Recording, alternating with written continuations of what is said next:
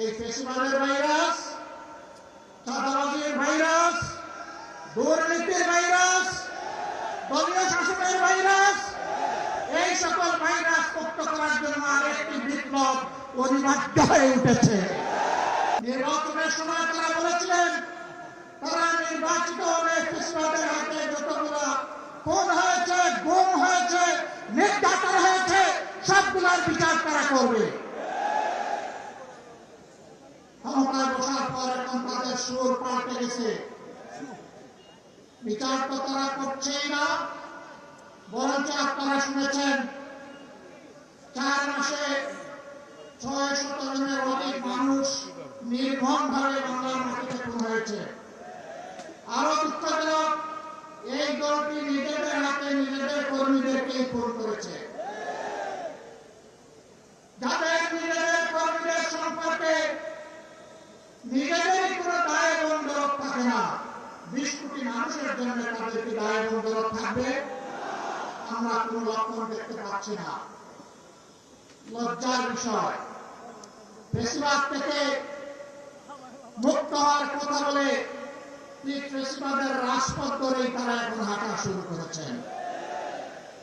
বাংলাদেশ ব্যাংকের গভর্নর, বিভিন্ন ব্যাংকে অযাচিত হস্তক্ষেপ, বিশ্ববিদ্যালয় কলেজগুলা দলীয় অনুগত লোকদেরকে দিয়ে দখল করা, জেলায় জেলায় প্রশাসক বসিয়ে দেওয়া, এমনকি খেলার মাঠটা পর্যন্ত তারা দলমুক্ত রাখতে পারলেন না। এইভাবে তারা আবার কার্যকরী দলীয় ফেসিবাদী শাসনের দিকে আগাচ্ছেন। বন্ধুরা, বাংলাদেশ কিন্তু বারবার বিপ্লবের সাক্ষী। আমরা পরিষ্কার বলে দিচ্ছি, হয় আপনারা বিচার নিশ্চিত করুন, না হয় আপনারা যাওয়ার রাস্তা খুঁজে বের করুন। আপনারা যে পথে হাঁটছেন, সংসদে আমরা প্রত্যেকটি বিষয় সেখানে আমরা প্রতিবাদ করছি। 2/3 কিভাবে পেয়েছেন আপনারাই ভালো জানেন, আর দেশের জনগণ জানে। এবং এই ব্যাপারে কিছু রাজ সাক্ষ্য ইতিমধ্যে পাওয়া গেছে, আপনাদের দলের ভিতর থেকে পাওয়া গেছে, বিগত সরকারের মধ্য থেকেও পাওয়া গেছে। আমরা আপনাদেরকে বিনয়ের সাথে অনুরোধ করব, মজলুম ছিলেন, জালেম হবেন না। মেহরবানি করে বিচারগুলো নিশ্চিত করুন। শুধু ফেসিবাদের হাতে কেন, এই রাস্তায় আমাদের কলিজার টুকরা বিপ্লবের প্রতি শহীদ ওসমান হাদিকে হত্যা করা হয়েছে। তার বিচার ধামা দেওয়ার চেষ্টা চলছে, এখন পর্যন্ত তার স্বীকৃতি দেওয়া হয় না। কাকে খুশি করার জন্য, কোন সত্যকে আড়াল করার জন্য এটা করা হচ্ছে জনগণ জানতে চায়। এই 21 তারিখ, একমাত্র 2 দিন আগে গাইবান্ধায় ইতিমধ্যেই বলা হয়েছে ছাত্র শিবিরের একজন তরুণ নেতাকে গলা কেটে স্পষ্ট দিবালোকে সেই ফেসিবাদী কায়দায় হত্যা করা হয়েছে। হ্যাঁ, হত্যা করে মানুষকে দুনিয়া থেকে বিদায় দেওয়া যাবে, কিন্তু কোন আদর্শকে খুন করা যাবে না। এদেশের মানুষের অন্তরে, কলিজায়, হৃদয়ে, মগজে সব জায়গায় বসে আছে মজবুত ভাবে রাসূলুল্লাহ সাল্লাল্লাহু আলাইহি সাল্লামের আদর্শ। এই আদর্শকে নির্মূল করার চিন্তা করবেন না।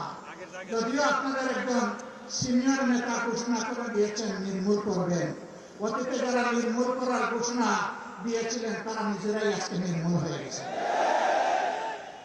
নির্মূল বেশি করবেন না, এটা এক ধরনের ভাইরাস। এই ফেসিবাদের ভাইরাস, চাঁদাবাজির ভাইরাস, দুর্নীতির ভাইরাস, দলীয় শাসনের ভাইরাস, এই সকল ভাইরাস মুক্ত করার জন্য আরেকটি বিপ্লব অনিবার্য হয়ে উঠেছে। সেই বিপ্লবের জন্য আপনারা কি প্রস্তুত? মানুষের জীবন, ইজ্জত এবং সম্পদ দেশের সীমানার জন্য আরেকবার কি জীবন দেওয়ার জন্য প্রস্তুত আছেন? বন্ধুরা, এই বয়সে আমি পিছিয়ে থাকবো না, সম্মুখ সারিতে থাকবো, আড়ালে আবদারে নয়। তবুও বাংলাদেশের দিকে কাউকে লাল চোখ দিয়ে তাকাতে দেব না ইনশাআল্লাহ। কোন কালো হাত বাড়ালে সেই হাত গুড়িয়ে দেওয়া হবে। 20 কোটি মানুষের 40 কোটি হাত এই দেশকে পাহারা দেবে ইনশাআল্লাহ।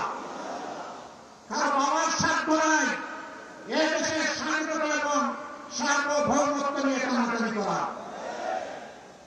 মহান আল্লাহর উপর ভরসা করে আপনাদেরকে আগামী সেই বিপ্লবের দাওয়াত আজকে দিয়ে রাখলাম।